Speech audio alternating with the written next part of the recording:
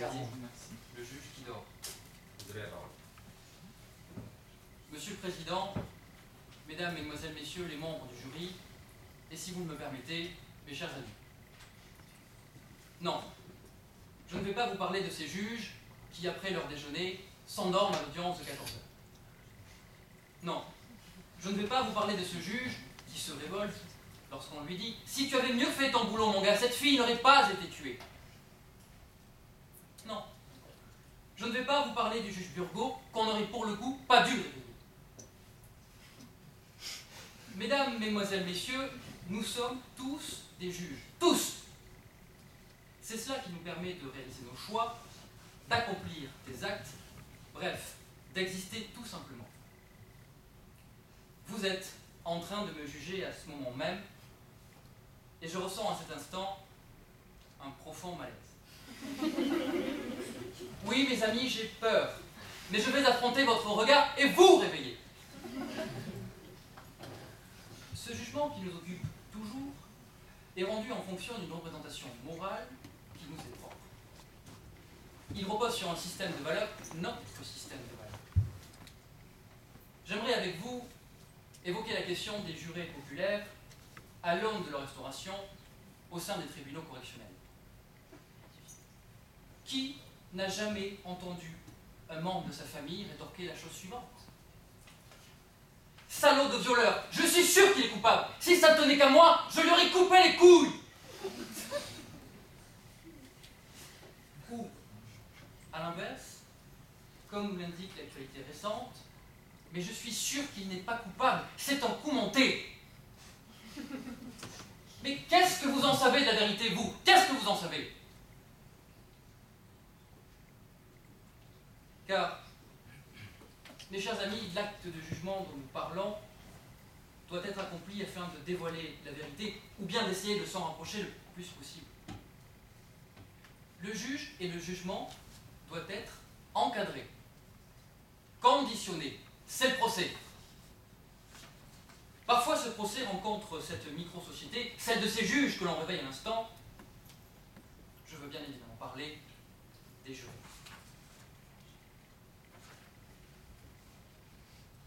Ils arrivent le lundi matin, bien rasés ou bien maquillés, la chemise impeccable, l'air hagard, dans l'inconnu avec parfois le sentiment de n'y rien comprendre. Et ils se disent « Mais qu'est-ce que je fous là ?» Sauf un. Vous savez, il y en a toujours un, celui qui arrive avec sa chemise à carreaux parfaitement bien mise, celui qui note tous les débats. On pourrait presque le prendre pour le greffier. Entre le café et les croissants, on leur dit « Vous allez devoir juger un homme. » Ah bon? Mais comment on fait? Avec votre intime conviction, chère madame. Mais c'est quoi l'intime conviction? L'intime conviction, c'est votre sentiment profond. Est-ce l'émotion?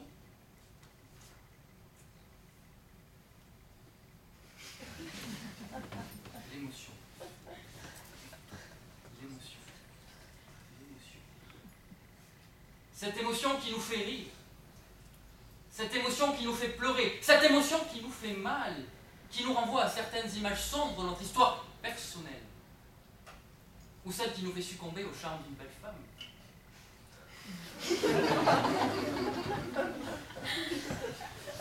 Bref, qui perturbe notre jugement, qui le rend moins objectif, qui le fragilise. Un juge professionnel aguerri va juger normalement, non pas en fonction de ses émotions, mais en fonction d'un dossier. Lorsque celui-ci contient des éléments de preuve irréfutables, ces derniers sont en rempart contre toute théorie fantasque et abusive. Mais le problème, c'est lorsqu'il n'y a pas grand-chose, lorsqu'il n'y a rien, lorsqu'il y a un doute. Ce doute qui est le droit le plus imparable pour l'accusé, le plus absolu et le plus efficient. Alors à cet instant, l'intime conviction devient fragile, l'objectivité s'effondre et l'émotion nous quitte. Alors apparaît le danger de ces juges qui dorment et qui se réveille l'instant d'un procès, il apparaît un danger qui juge selon leurs émotions. Il y a l'exemple de cette femme qui fut condamnée à l'issue d'un ultime témoignage, celui de la concierge. La cour vous écoute, madame. Le silence règne dans la salle. La tension est à son comble. Elle devient presque insoutenable. Je suis l'ancienne voisine de madame Henry. Elle habitait dans l'immeuble depuis 10 ans. Un jour, j'ai appris qu'elle avait jeté son chien au feu après l'avoir congelé. J'étais bouleversé.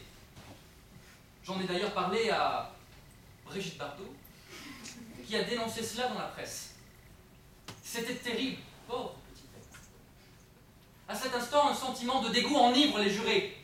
La séance est suspendue, les plaidoiries recommenceront demain. L'émotion commence alors à prendre le dessus. La presse qui a suivi les débats s'empare de l'affaire et titre « La tueuse de chien a-t-elle tué son mari ?» Malgré le doute qui résidait sur la culpabilité de madame Henry, le verdict tombe. Celle-ci fut condamnée à 10 ans de réclusion criminelle pour le meurtre de son mari sur ce seul témoignage.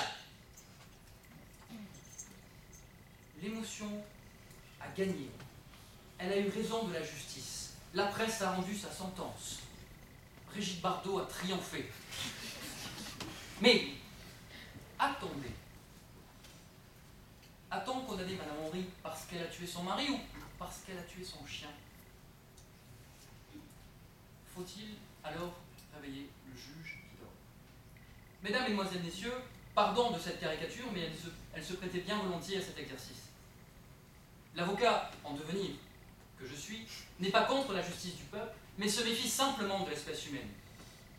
Si vous le voulez bien, et si votre attention s'y prête, évidemment, j'aimerais vous livrer un passage d'un ouvrage que j'aime beaucoup. Je me tue. Les jurés me fixaient toujours. Certains s'efforçaient de dissimuler leurs larmes. Nous restâmes face à face dans le silence. Je me rassis.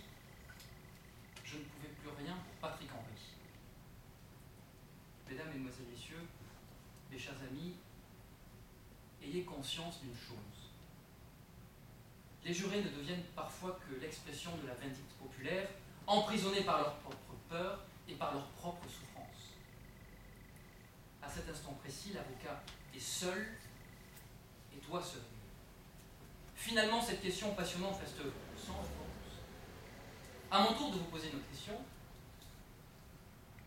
Faut-il réveiller le juge